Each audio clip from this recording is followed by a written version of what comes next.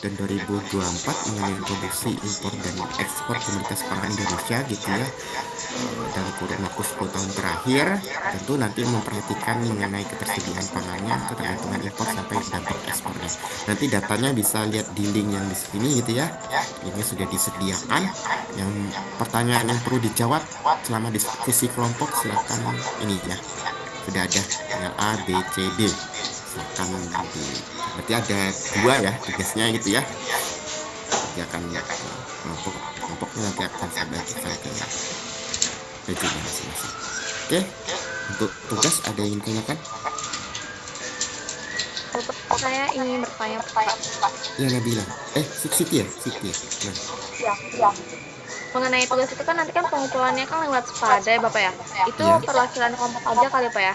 Jadi iya, nggak masing-masing anggota langsung ngumpulin sama gitu. Jadi iya. perwakilan aja. Perwakilan aja. Ya, baik Pak. Ya. Oke.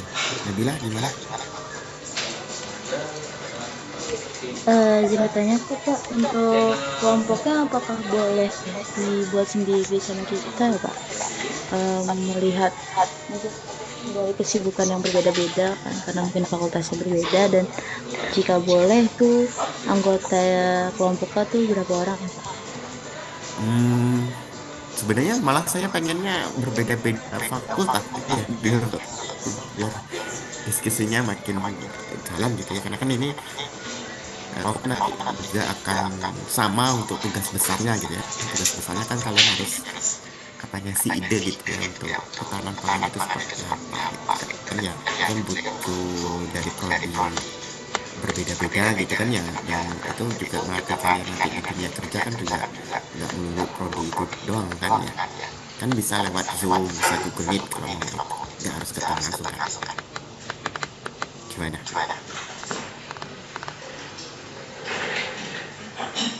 Kalau saya nanti pembagiannya seperti itu, silakan pakai Google Meet atau Zoom atau apa gitu ya untuk komunikasinya seperti itu.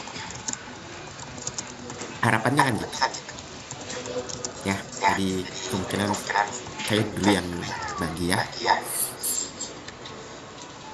Baik Bapak. Ya, oke, kalau nggak ada lagi kita lanjut ke sesi Ini berikutnya kembar. mengenai kebijakan pangan. Oke.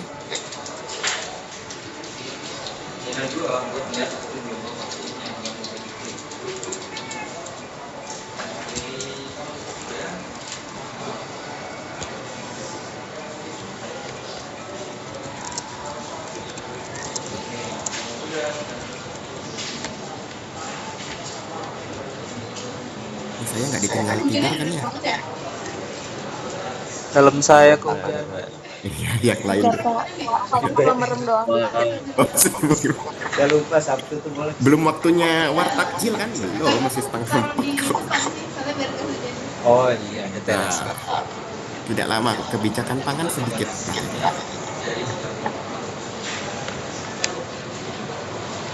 Ini foto. Misalnya saya ke kampus, padahal sepi kampus. Kebijakan pangan. Oke, kita langsung aja kali ya, jadi nggak usah ada sesi-sesi rehatnya. Pasti kuat kan ya? Kuat Pak. Maaf gitu ya. Oke, jadi di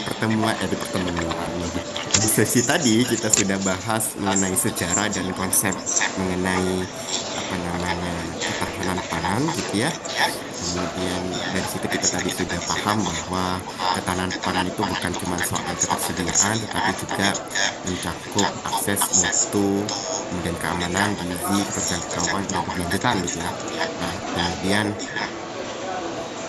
di sesi sekarang itu kita akan masuk ke pertanyaan bagaimana kalau konsepnya sudah kita pahami gitu ya, lalu bagaimana sih negara itu menerjemahkan konsep itu menjadi sebuah kebijakan ya. Jadi di sesi ini fokus kita adalah kebijakan pangan. Kita akan melihat bagaimana isu pangan ditempatkan dalam prioritas nasional, bagaimana kelembagaan berkembang, dan apa saja sasaran strategis kebijakan pangan di Indonesia gitu ya. Oke, kalau di sesi tadi kita bicara tentang konsep, hari ini kita masuk ke ranah yang lebih praktis dan aplikatif gitu ya. Karena pada akhirnya nanti konsep itu harus diterjemahkan dalam bentuk kebijakan. Tidak cukup hanya mengatakan bahwa ketahanan pangan itu penting, tetapi harus ada langkah nyata. Langkah nyata, siapa yang bekerja, apa programnya, targetnya, dan bagaimana pelaksanaannya gitu ya. Nah, di sesi ini kita akan di sisi ini itu akan membantu kita untuk memahami bahwa pangan itu bukan hanya isu akademik gitu ya, tetapi juga isu pemerintahan, isu pembangunan dan kebijakan publik.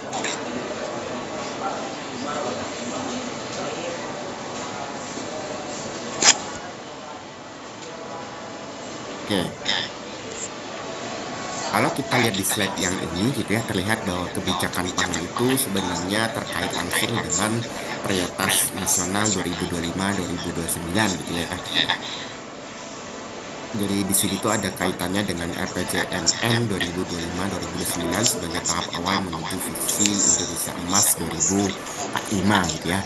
Kalau kita perhatikan, salah satu prioritas nasional yang disorot adalah pemantapan sistem pertahanan keamanan negara dan dorongan terhadap kemandirian bangsa gitu ya. Termasuk di dalamnya adalah swasembada pangan, energi, air, ekonomi syariah, ekonomi digital, ekonomi hijau, dan ekonomi biru gitu ya. Artinya apa? Ya artinya bahwa pangan itu tidak dipandang sebagai isu kecil atau isu sektoral semata gitu ya. Jadi pangan itu diposisikan sebagai bagian dari agenda besar pembangunan negara ya. Nah, pertanyaan sederhananya kira-kira kenapa sih pangan itu dimasukkan ke prioritas nasional gitu ya? Kenapa bukan jadi urusan sektor pertanian aja?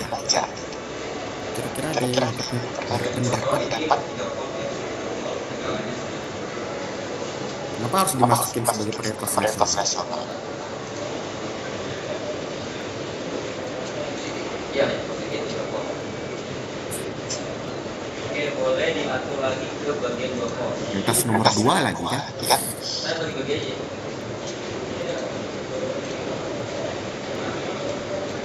Mana teman-teman?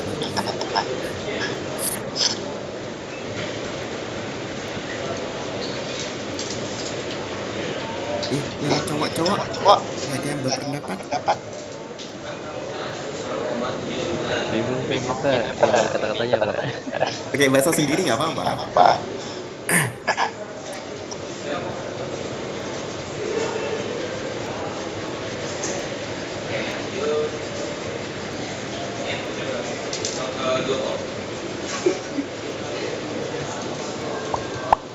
Siti Nur Afifah. Wih, rajin sekali Siti. Oke Siti, lanjut. Mana? Kalau jadi kan tadi kan Bapak nanya kenapa pangan itu dimasukkan ke dalam prioritas nasional ya. Karena menurut saya pangan ini dimasukkan ke dalam prioritas nasional ini karena memiliki peran yang sangat penting gitu Pak dalam kehidupan masyarakat dan stabilitas negara itu sendiri.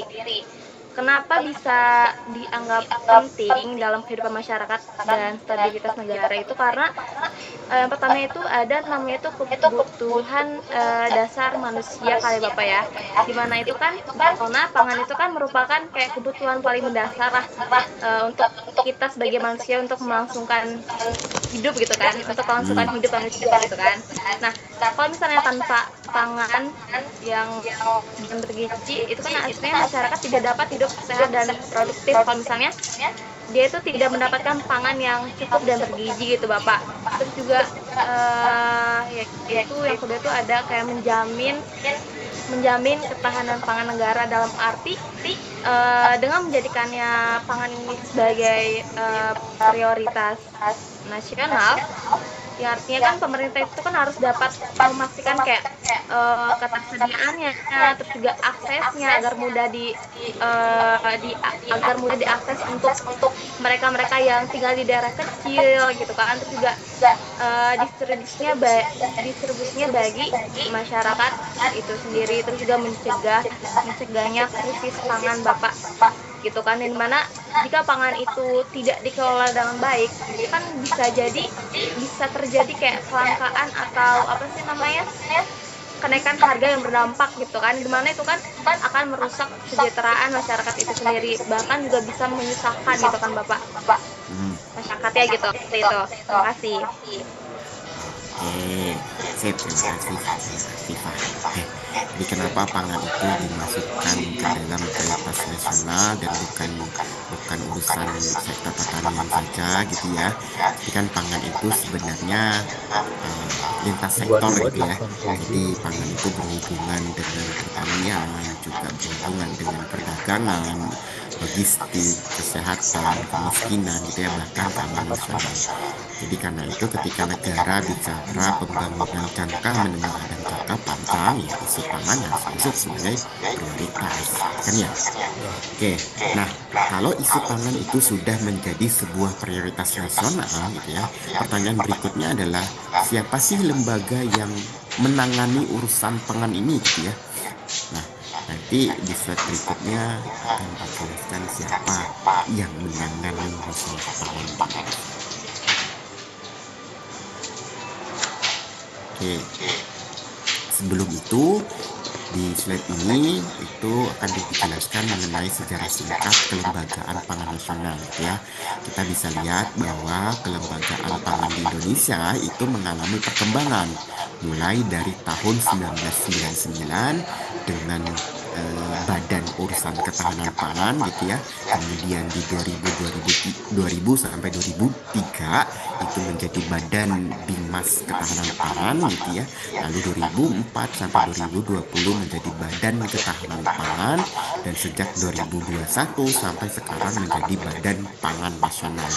Nah, kalau kita cermati perubahan nama di setiap tahunnya itu bukan sekedar perubahan administratif ya.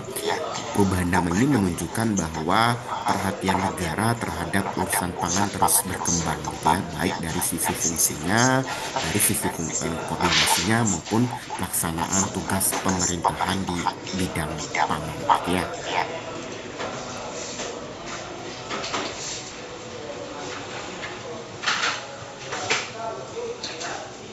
Nah, kira-kira kenapa sih menjadi penting ada lembaga khusus seperti Badan Pangan Nasional ini? Kenapa? Izin menjawab Pak. Ya, Fahim. Ya. Menurut saya itu kan agar nilai gizinya itu terpenuhi gitu Pak. Gitu Pak, patat gizi gitu Pak, tidak kurang dan tidak lebih gitu Pak. Itu yang paling pertama sih nama saya. Ini bukan yang Badan Gizi Nasional kan ya? Oh iya Pak, itu juga walaupun tidak dikelola oleh Badan Nasional juga, tapi kan tetap lapangan kaitannya kan dengan gizi gitu kan Badan. Itu Pak arahannya. Ya. Kirain yang MBG kan sama MBG itu kan Badan Gizi Nasional kan ya. Ya, jadi kenapa penting ada lembaga khusus seperti Badan Pangan Nasional? Tentu memang karena urusan pangan tadi menyangkut banyak sektor gitu ya, dan banyak aktor yang terlibat gitu ya, maka dibutuhkan lembaga yang bisa berperan dalam koordinasi gitu ya, perurusan pelaksanaan tugas gitu ya di bidang pangan. Makanya butuh lembaga badan pangan. Nah, kalau ya dipikir-pikir kenapa sih bikin badan lembaga itu kan ngabisin PBN gitu ya. Ini tujuannya. Oke, berikutnya. Nah, sekarang kita masuk ke Badan Pangan Nasionalnya. Apa sih sebenarnya visi dan misi yang dibawa oleh Badan Pangan Nasional ya. Di situ bisa dibaca bahwa visinya menekankan terwujudnya ketahanan pangan nasional berbasis kedaulatan dan kemandirian pangan yang tangguh dan berkelanjutan untuk Indonesia maju. Ya. Lalu misinya cukup jelas gitu ya. Misinya di situ menguatkan ketersediaan dan cadangan pangan, menetapkan stabilitas pasokan dan harga pangan, mengentaskan kerawanan pangan dan gizi, menjamin keamanan dan mutu pangan gitu ya, mengoptimalkan pemanfaatan pangan dan gizi berkualitas untuk hidup sehat atau produktif, serta mengelola kelembagaan yang bersih, efektif dan terpercaya. Kita percaya kalau kalian perhatikan gitu ya misi-misi dia ini, misi BPN dan EBPN gitu ya, bukan BPN Bapanas ya, Bapanas itu sangat selaras gitu ya dengan konsep ketahanan pangan yang kita bahas pada sesi sebelumnya gitu ya.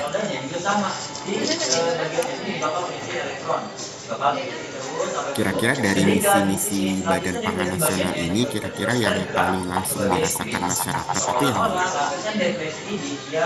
Yang paling langsung dirasakan masyarakat dari misinya si Bapanas ya, Badan Pangan Nasional ini, kira-kira yang mana? Ataupun akan bergerak ke bagian P. P ini siap untuk menerima elektron gitu.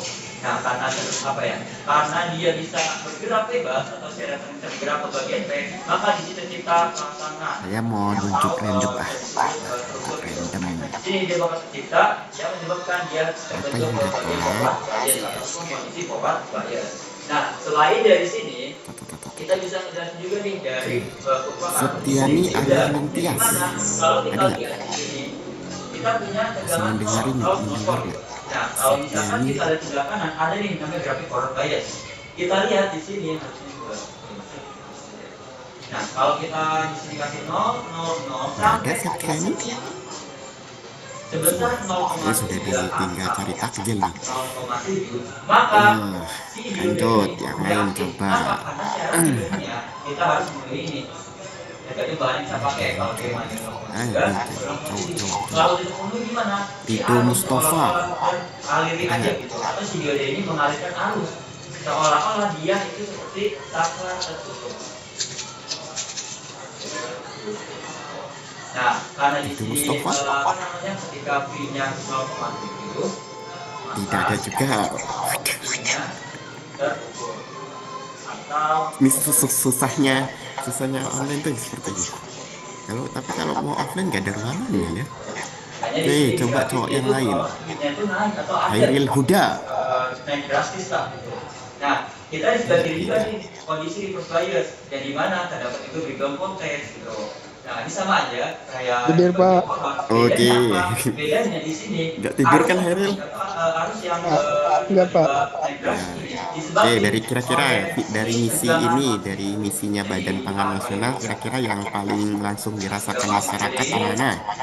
bervariasi. Misalkan di sini tegangan masuknya 10 volt. Nah, kita kasih 11 volt. Nah, di sini arus itu kalau udah lebih ataupun si diode udah nggak bisa menahan lagi tegangan dari input yang kita berikan. Gimana, dia Pak? akan Apa? langsung naik drastis. Kenapa Yang naik bisa drastis? Karena langsung dirasakan masyarakat itu yang mana dari misinya aktivitas Bapak? dari depresi ini ataupun struktur diode ini sudah Ketersediaan kah, stabilitas kah, keamanan kah, konsumsi kah, keamanan kah, yang bisa langsung dirasakan?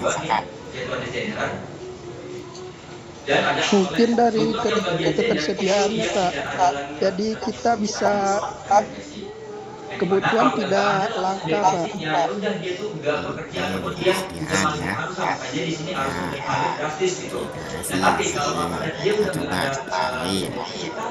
Saya sambil ngecek aja ini. Yang cewek sekarang. Dian Rahayu, ada nggak Dian Rahayu? Oke, sampai sini aman. Paham? Paham ya? Oke, kalau paham, lanjut ke pendekatan Iya, juga. Pak. Pendekatan Iya. juga itu di bagian Yang tiga. Rahayu, kira-kira yang mana? Nama dioda dianggap ideal. Maksudnya gimana? Si dioda itu dianggap seperti saklar.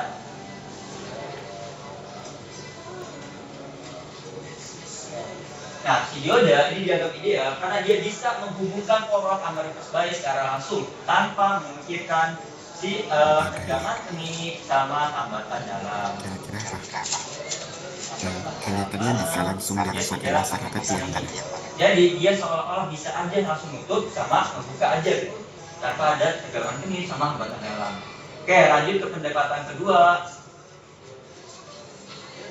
Dioda dianggap sebagai saklar, Ketersediaan, stabilitas, tapi keamanan, memperhatikan pemanfaatan. tegangan ininya. Oke, sama aja gambar rangkaiannya. Pemanfaatan, Pak. Nah, ada alasannya nggak? Tegangan ininya ataupun tegangan minimumnya itu bervariasi sih. Saya di sesi itu dia kan 0,7 dan di sesi itu dia 0,3. Kalau misalkan udah memenuhi tegangan minimum ini ya tegangan ini atau tegangan barrier, dia itu bakal menghubungkan forward kalau misalkan nggak terpenuhi bakal terbuka. Beda ya. Orang kaya itu kita ya, Apa-apa. Salah Eja Jaisu Muhammadi. Ya, kenapa Eja? Menurut saya sih memantapkan stabilitas pasokan dan harga pangan sih Pak. Karena biasanya kalau harga pangannya nggak stabil kan apa ya, rasanya dari keluarga juga pasti langsung ini sih Pak, langsung apa ya, benar-benar dirasain gitu. Untuk pendekatan ketiga Itu ya, tidak salah gitu ya yang diomongin teman-teman kalian yang bertiga tadi gitu ya. Jadi sebenarnya semuanya memang berhubungan langsung gitu ya, dengan kehidupan sehari-hari gitu, kehidupan sehari-hari kita. Tapi biasanya yang paling cepat dirasakan masyarakat tadi ya benar ya kata Eja tadi gitu ya, harga pangan gitu ya, harga pangan, ketersediaan pangannya, bahkan sampai keamanan pangan itu yang biasanya paling cepat dirasakan masyarakat ya. Maka karena itu nanti kebijakan pangan itu harus bisa menyentuh kebutuhan nyata masyarakat ya. hambatan dalam dan juga atau disebut sebagai ergotnya gitu. Terus ini bisa kita analogikan sebagai 2,5 volt. Terus RLA itu bisa aja bervariasi sekitar 100 volt gitu. Nah, dengan inputnya bebas berapa. Dan juga kita memperhatikan tegangan keningnya sebesar 0,7 atau 0,3. Baru kita bisa itu. Di slide berikutnya kita akan membahas mengenai ketersediaan pangan gitu ya.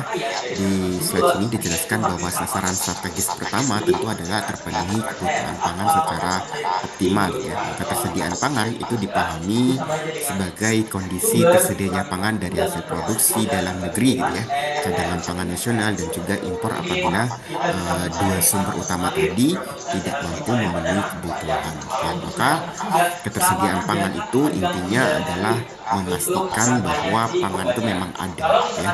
Negara harus memastikan bahwa pasokan itu tersedia baik dari produksi domestik, dari cadangan maupun dari impor bila benar-benar diperlukan.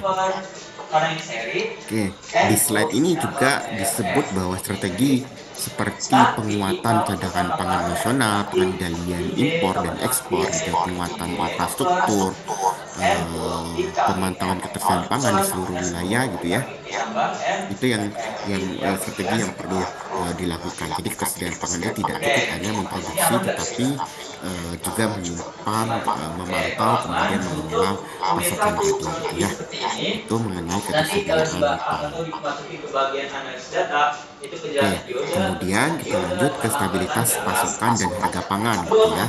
Nah, kalau ketersediaan menjawab pertanyaan apakah pangan itu ada, maka stabilitas pasokan dan harga itu menjawab pertanyaan apakah pangan itu tersedia terus-menerus gitu ya, dan apakah harganya masih bisa dijangkau ya. Nah, di slide ini dijelaskan bahwa stabilisasi pasokan dan harga pangan itu dilakukan untuk melindungi pendapatan dan daya beli petani gitu ya. Daya beli petani, kemudian nelayan juga, pembudidaya ikan, pelaku usaha mikro gitu ya, pelaku usaha kecil, sekaligus juga menjaga keterjangkauan konsumen terhadap pangan pokok gitu ya. Maka kebijakan pangan di sini harus menyeimbangkan dua kepentingan, tentu produsen terlindungi dan konsumen juga terlindungi gitu ya. Nah, kemudian strateginya apa? Strateginya kalau di slide ini antara lain ya tentu penguatan sistem logistik nasional, kemudian ada stabilisasi harga di tingkat produsen dan konsumen, kemudian perluasan akses informasi pasokan dan harga, serta penguatan kelembagaan yang inklusif ya. Nah, selain ketersediaan dan harga, ada satu aspek penting yang lainnya gitu ya, yaitu adalah kerawanan pangan dan gizi. Pada slide yang ini gitu ya, dijelaskan bahwa sasaran strategis ketiga itulah adalah terentasnya kerawanan pangan dan gizi gitu ya. Jadi menjadi penting ini ya, penting sekali karena ya meskipun nanti pangan itu tersedia dan program itu sudah ada gitu ya, tetapi tetap saja ada kelompok masyarakat yang rentan gitu ya, rumah tangganya miskin gitu ya, daerah rawan pangan, wilayah dampak bencana dan kelompok dengan masalah gizi. Jadi kebijakan pangan itu tidak boleh hanya melihat rata-rata nasional gitu ya, jadi harus ada perhatian pada kelompok-kelompok yang rentan ya. Di slide ini strategi yang dilakukan itu adalah penguatan sistem kewaspadaan pangan dan gizi. Kemudian ada penyaluran pangan bergizi ke daerah rentan dan berdampak bencana. Kemudian ada pengawasan pemenuhan persyaratan gizi pangan dan seterusnya gitu ya. Nanti kalian bisa baca di slide ini. Ya, kemudian setelah pangan itu tersedia dan bisa diakses, kita juga tadi sudah harus memastikan bahwa pangan itu aman gitu ya. Nah, di slide berikutnya tentu sasaran strategis keempat itu adalah terjalinnya keamanan dan mutu pangan. Jadi pangan itu tidak cukup hanya tersedia gitu ya, tetapi juga harus aman, higienis, bermutu, apalagi bergizi gitu ya, dan tidak bertentangan dengan agama, keyakinan dan budaya masyarakat. Selain itu keamanan pangan juga bertujuan mencegah adanya cemaran biologis tentunya, cemaran kimia dan benda-benda lain yang bisa merugikan atau membahayakan kesehatan manusia. Itu strateginya dengan meningkatkan penguatan sistem jaminan keamanan dan mutu pangan serta peningkatan kapasitas para pemangku gitu ya, kepentingan dalam menjamin keamanan pangan sehat. Oke, kemudian kita lanjut ke konsumsi pangan ya. Jadi sasaran strategis berikutnya itu adalah meningkatnya kualitas konsumsi pangan masyarakat. Jadi di sini pemerintah itu tidak hanya bicara berapa banyak pangan yang dikonsumsi, tetapi juga bagaimana kualitas konsumsi itu gitu ya, apakah beragam, gizi seimbang, aman dan sesuai dengan kebutuhan masyarakat. Jadi fokusnya bergeser dari sekedar penyediaan menuju bagaimana masyarakat itu benar-benar mengonsumsi pangan secara baik gitu ya. Nah, strateginya gimana? Di sini kalau konsumsi pangannya ada dua strategi gitu ya, dengan penganekaragaman konsumsi pangan masyarakat yang beragam, bergizi, seimbang dan aman, dan juga peningkatan konsumsi pangan berbasis sumber daya dan kearifan lokal. Di sini karena kita terbagi menjadi dua siklus, ada yang siklus positif, ada yang kemudian ini adalah kebijakan ketahanan pangan gitu ya. Kita bisa lihat beberapa contoh instrumen atau bentuk kebijakan ketahanan pangan, mulai dari undang-undang tentang pangan dan ketahanan pangan ya. Kemudian ada kebijakan moneter impor, cadangan pangan, kemudian ada kehadiran program pangan, jejaring pangan, pengaman pangan, kemudian ada akses pembiayaan utama petani dan juga food estate. Itu adalah beberapa kebijakan ketahanan pangan gitu ya. Kenapa ini menjadi penting ya? Karena tentu ini menunjukkan bahwa kebijakan ketahanan pangan itu tidak berdiri pada satu instrumen saja gitu ya. Ada instrumen hukum, ada instrumen fiskal atau perdagangan gitu ya, ada instrumen cadangan, ada program pelindungan sosial dan kebijakan penguatan produksi gitu ya. Jadi mereka tidak berdiri hanya dari satu instrumen saja. Ditambah 0,7 sama dengan 0. Berarti PM satunya itu sebesar 2,3 mol. Nah, 2,3 mol ini kira-kira si bentuk gelombangnya itu akan berapa banyak sih? Kita lihat di sini. Oke, setelah set ini nanti kita akan saya akan menunjukkan secara singkat gitu ya, bahwa kebijakan pangan itu memang punya dasar yang real gitu ya, punya dasar yang nyata baik di tingkat peraturan Badan Pangan Nasional maupun di tingkat undang-undang dan peraturan pemerintah gitu ya. Jadi di bagian nanti ya, nanti itu tidak untuk dihafal ya, tetapi supaya kalian tahu aja bahwa memang kebijakan pangan di Indonesia itu memang ditopang oleh regulasi yang cukup luas gitu ya. Ini beberapa kebijakan atau peraturan di lingkungan Badan Pangan Nasional juga di tahun 2025 ya. kalau kita lihat ada aturan yang berkaitan dengan banyak aturan yang dibuat gitu ya, yang berkaitan dengan petunjuk teknis, misalnya organisasi dan tata kerja, kemudian pedoman bagi pemerintah dan seterusnya gitu ya. Dari sini kita bisa lihat bahwa urusan pangan itu tidak hanya dibahas di level konsep besar gitu ya, tetapi juga sampai pada level teknis pelaksanaannya seperti apa gitu ya. Kemudian di bagian berikutnya juga masih beberapa peraturan gitu ya, peraturan Bappenas tahun 2024 kita bisa lihat gitu ya, banyak peraturan yang telah dibuat dan berkaitan dengan pelaksanaan tugas lingkungan Bappenas, pengawasan pemenuhan persyaratan keamanan gitu ya, harga eceran tertinggi beras dan seterusnya. Ada peraturannya masing-masing gitu ya. Jadi di tahun 2024 pun kita bisa lihat bahwa fokus kebijakan pangan itu menyangkut 3 hal besar gitu ya, menyangkut kelembagaan, menyangkut keamanan, juga menyangkut harga pangan gitu ya. Kemudian masih sama gitu ya, ini adalah daftar kebijakan di tahun 2024, banyak ya terkait dengan pengawasan persyaratan maksimal cemaran, misalnya harga acuan komoditas tertentu gitu ya. Jadi ini nggak perlu kalian hafal lah rinciannya. Yang penting dari slide ini kita bisa tahu bahwa kebijakan pangan itu bukan hanya mengatur pangan sebagai barang gitu ya, tetapi juga mengatur mutunya, mengatur standarnya, serta kelola dan pengelolaan kelembagaannya gitu ya. Oke, kemudian masih ada lagi gitu ya mengenai kebijakan yang dikeluarkan Bappenas gitu ya. Kalau di sini ada yang batas maksimal residu pestisida, sistem pengendalian intern pemerintah, sampai ke perubahan jabatan di lingkungan Bappenas gitu ya. Sekali lagi saya tidak ingin kalian menghafal detailnya, atau ya pengennya ya kalian menangkap bahwa urusan pangan itu tidak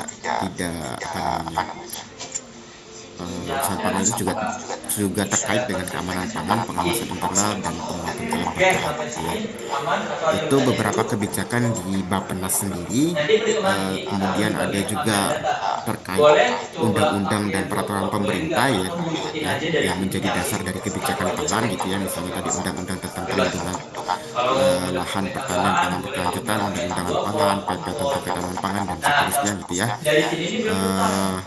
Sekali lagi saya tidak meminta kalian untuk menghafal nomor-nomor ini, tidak menyuruh kalian untuk menghafal undang-undang dan PP-nya ini gitu ya. Yang penting kalian paham bahwa kebijakan pangan di Indonesia itu punya dasar hukum yang jelas gitu ya.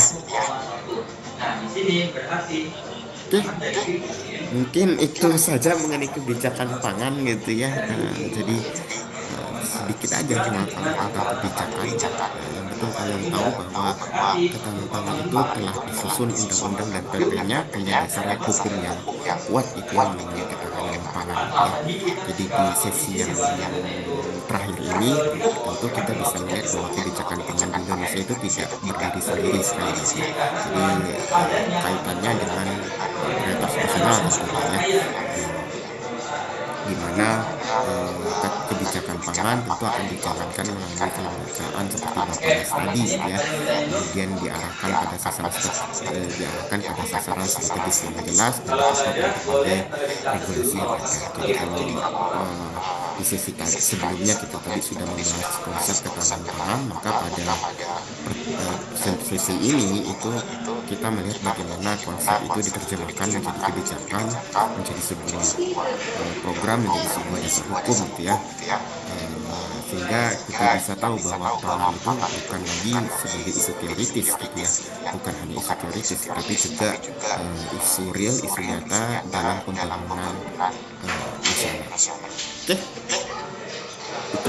itu mengenai kebijakan pangan. Oke, sebenarnya ada tugas gitu ya mengenai pro kontra program MBG, tapi mungkin cukup yang tugas tadi aja kali ya, yang ini bisa di-skip, yang ini nggak perlu dikerjakan. Oke, ada yang ingin ditanyakan?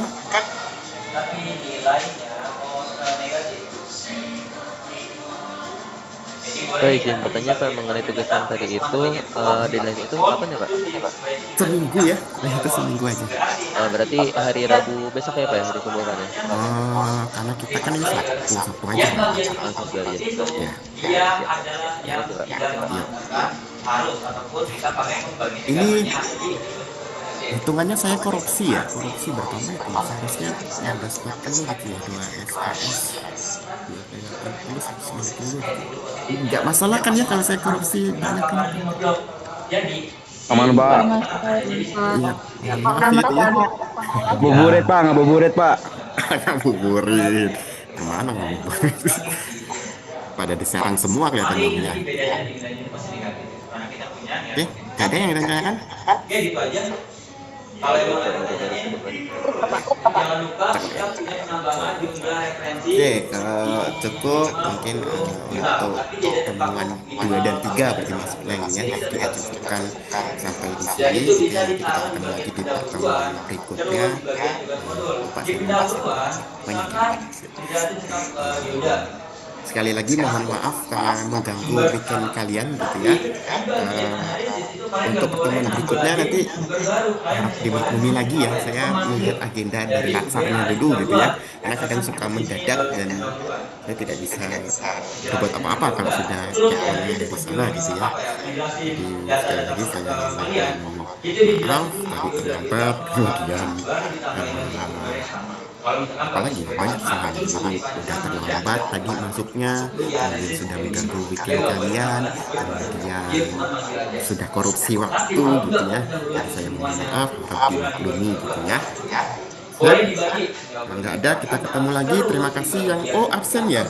Sebentar, saya kasih link buat absen ya. Di analisis nggak boleh ada namanya penambahan sumber baru. Dia cuma manggil dari sumber saja. Oke, ada pertanyaan dari sini? Tidak, cukup.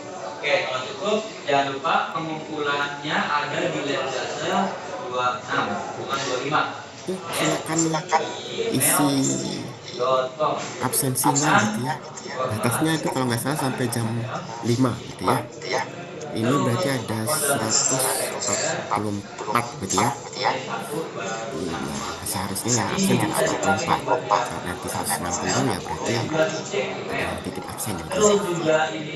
Oke, terima kasih semuanya. Selamat ngabuburit ya, martakjil kali ya, dan sampai habis. Saya tutup pertemuan kali ini. Assalamualaikum warahmatullahi wabarakatuh. Pak, maaf pak. Oh iya, gimana? Pak, itu linknya kayak link jadwal Bapak Latsar deh pak. Oh iya. Waduh. Terima kasih. Bentar. Saling responden. Oh iya. Oke.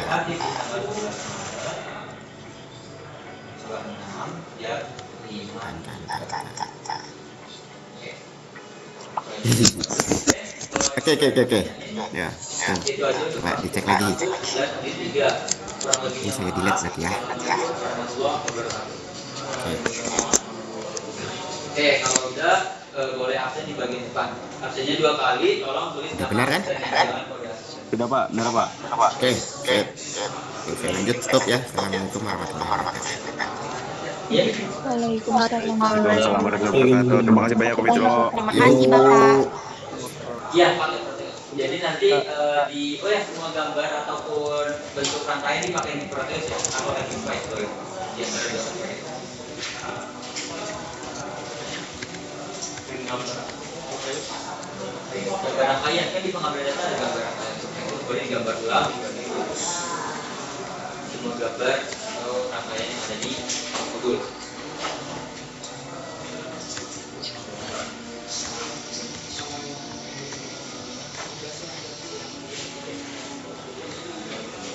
Kalau dibikin di PowerPoint dia di proses aja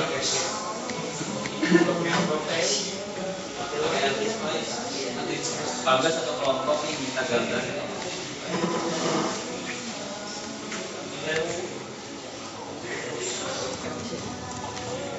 Ada yang pakai tolong tulis nama Apa sih pesihir itu? Enggak, kalau yang cerita mah beda, dia sebenarnya cerita kok tentang anak kelas lain. Si Naya itu bilang ke sini itu Dorido. ada tidur. Serius cuma 1 jam. Iya, cepet banget ya. Iya, kok bisa cepet banget sih bang? Pengambilan datanya cepet banget ya. Praktiknya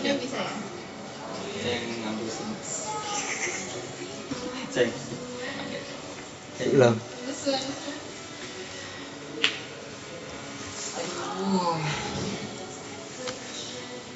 Itu kelas apa? Di Ketapang. Ketapang. Ini kenapa belum pada keluar sih, kan udah selesai. Lagi pada ngapain? Gak tahu. Tadi ada mic yang bocor diketawain sama dosen. Oh, Tapi udah selesai sebenarnya kelasnya. udah selesai. Iya. Iya. Antar saya ditandain lagi belum keluar. Tidur sih paling yang. Iya, Dan iya. itu tuh biasanya Bu Yudi. Oh iya, Bu Yudi itu bakal stay sampai akhir sampai